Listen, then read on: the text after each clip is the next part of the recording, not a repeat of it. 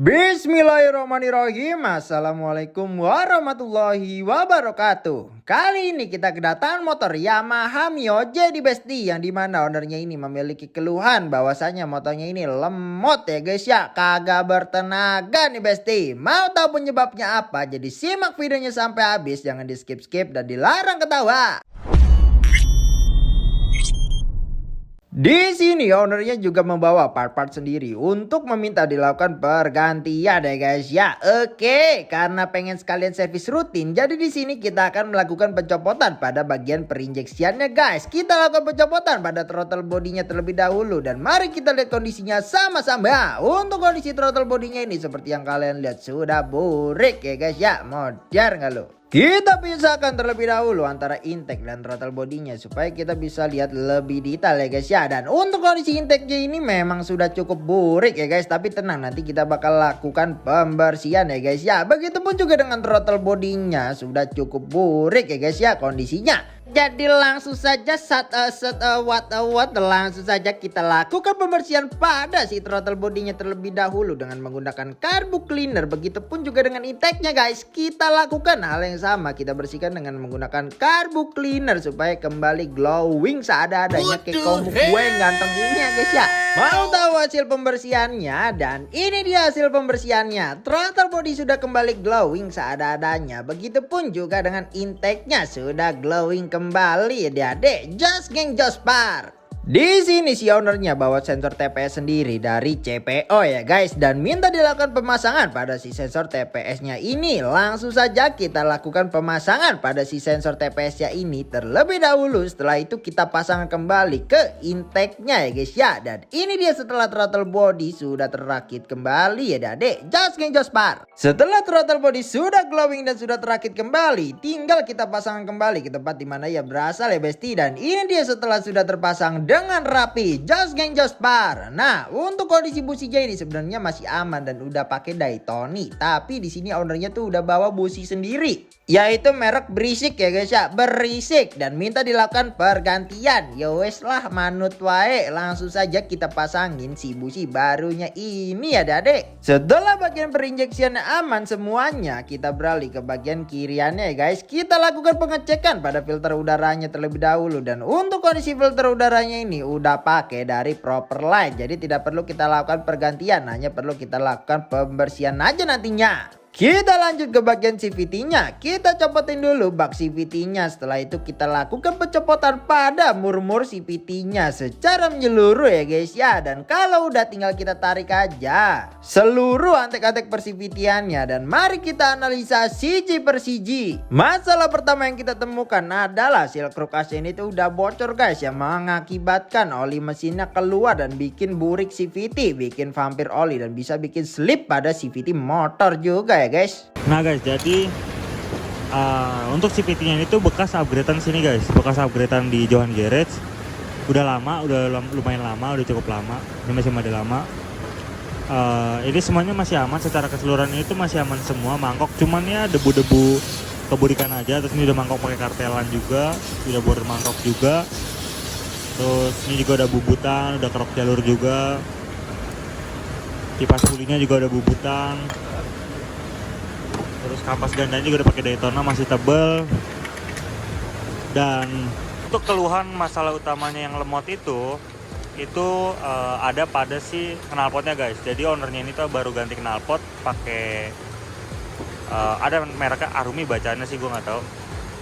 Dan kalau abis sebelumnya standar knalpotnya? Enggak, bukan juga, cuman ya adem. Bobokan cuman adem, leherannya kecil ya, standar.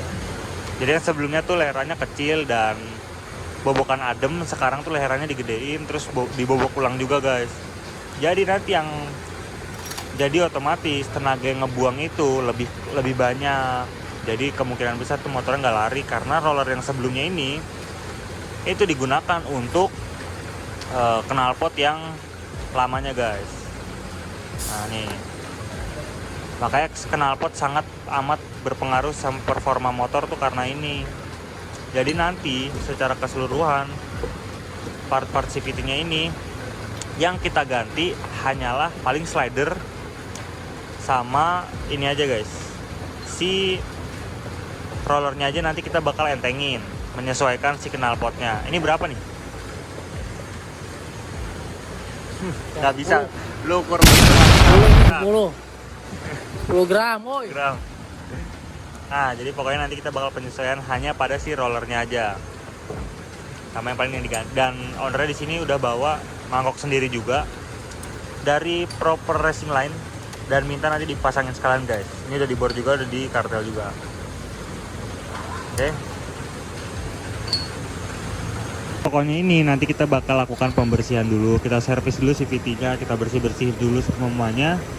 Kulit slidingnya nanti kita bongkar, grease-nya kita ganti. Sealnya nggak bocor kan ya? Enggak, bagus. Bagus ya. Ini kita bersihin, kita grease-nya kita refresh lagi.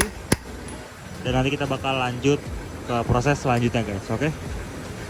Jadi langsung saja buat mari kita lakukan pembersihan pada part-part CVT-nya ini secara menyeluruh dengan menggunakan bensin dan juga kuas supaya keburukannya pada hilang semua ya guys ya. Kita lakukan juga pembersihan pada bagian crankcase CVT-nya karena sudah burik yang disebabkan seal kruk as yang bocor tadi. Dan ini dia setelah secara keseluruhan part-part CVT-nya ini sudah bersih, begitupun juga dengan crankcase CVT-nya ya guys ya. Dan di sini kita akan melakukan pergantian pada oli gardannya terlebih dahulu. Jadi kita buang dulu oli gardannya yang lama ya guys ya. Oke, dan untuk oli gardannya ini kita ganti baru pakai Yamaha Lube. Ownernya bawa sendiri ya kids ya. Langsung saja kita tuangkan oli gardannya ini guys. Oke, mari kita lanjut. Kita lakukan pergantian pada seal kruk as yang bocor tadi. Kita copotin dulu seal kruk as yang lamanya ya guys ya. Nah, untuk seal kruk asnya ini di sini kita ganti baru pakai original Yamaha ya guys ya. Langsung saja kita lakukan pemasangan pada si seal kruk as barunya ini. Anjay, udah nggak agak bocor-bocor lagi nih ya guys ya. Untuk part CVT yang kita ganti di sini ada slider yang udah aus tadi, kita ganti baru original Yamaha ya Dade. Dan rollernya di sini kita sesuaikan dengan si knalpotnya ya guys. Jadi di sini si rollernya kita entengin, kita pakai 6 dan 8 gram dari RX7 Racing. Langsung saja kita lakukan perakitan kembali pada part CVT-nya, dimulai dari bagian puli belakangnya terlebih dahulu. Kita pasangin per CVT, kampas gandanya semuanya, pokoknya puli belakangnya kita rakit dulu ya guys ya. Setelah itu kita lakukan pemasangan pada slider barunya ini dan kita tempelkan tutup rumah rollernya ke rumah rollernya ya guys. Kalau udah tinggal kita pasangkan secara keseluruhan pada part-partnya kembali ke tempatnya dimana ia berasal guys. Terus kita pasangkan juga mangkok barunya yang ownernya ini bawa sendiri ya guys ya. Dan setelah semuanya sudah terpasang, tinggal kita tutup kembali aja si bak CVT-nya ini ya guys. Karena filter udaranya tidak perlu kita lakukan pergantian, jadi tinggal kita lakukan pemasangan kembali dan kita tutup aja si box filter udaranya. Bagian per-CVT-an serta perinjeksian semuanya sudah selesai. Kita beralih ke tahap selanjutnya guys. Kita lakukan pergantian pada oli mesinnya guys. Kita buang dulu oli lamanya dan kita cek filter olinya ini ternyata masih bersih banget ya guys ya, masih aman. Dan untuk oli mesinnya di sini kita ganti pakai Federal Racing yang 1 liter tapi kepakainya cuma 800 ml ya guys ya. Langsung kita tuangkan dan ini dia, cur,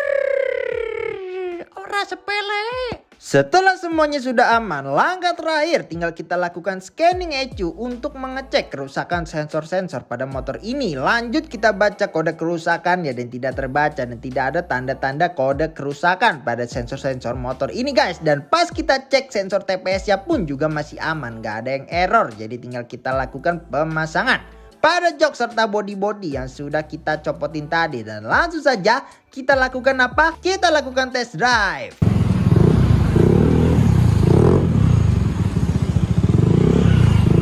Lama banget nyebrangnya. Orang mobil jauh ya.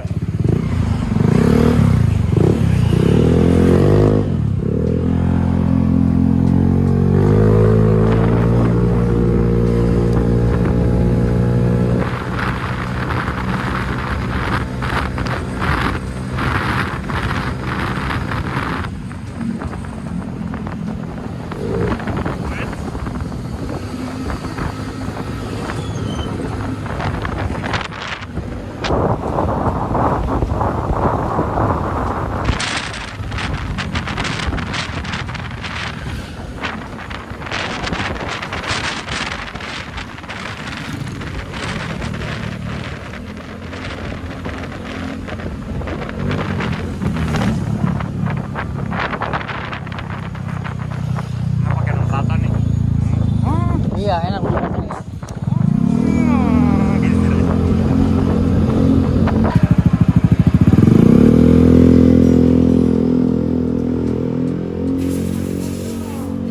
Oke guys, untuk total reparasinya ini menghabiskan budget sekitar 420.000 ya guys ya. Udah sama servis bulanannya, udah sama ganti partnya beberapa ya guys ya. Beberapa abangnya ada bawa sendiri, beberapa ada ngambil dari bengkel.